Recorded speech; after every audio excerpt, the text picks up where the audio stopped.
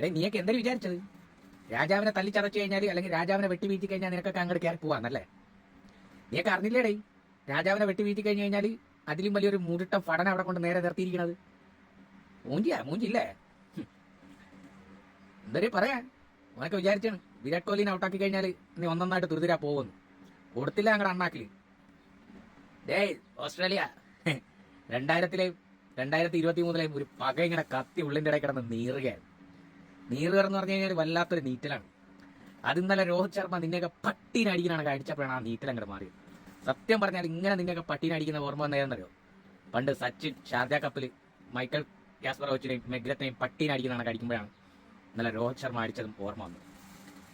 മൂഞ്ചിയ world കപ്പിന്റെ ചരിത്രത്തിൽ ഔട്ടായിട്ടുണ്ട്. കഴിഞ്ഞു. കരഞ്ഞ് കാല് പിടിച്ച് ബംഗ്ലാദേശ് ജയിക്കണേന്ന് പറഞ്ഞ് പ്രാർത്ഥിച്ചിരുന്ന ദിവസമായിരുന്നു ഇന്നലെ രാത്രി മൊത്തം. കഴിഞ്ഞു കഥ.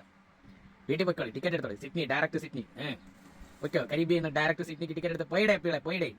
ഇവിടെ നമ്മൾ കളിക്കും. സത്യം പറഞ്ഞാൽ big salute, Afghan team big salute. പാകിസ്ഥാനും ബംഗ്ലാദേശിനും കഴിയാത്ത കാര്യങ്ങളാണ് നിങ്ങൾ ഈ ക്രിക്കറ്റിൽ ചെയ്തുകൊണ്ടിരിക്കുന്നത്. അടിപൊളി, ഒന്നും പറയാനില്ല മക്കളെ.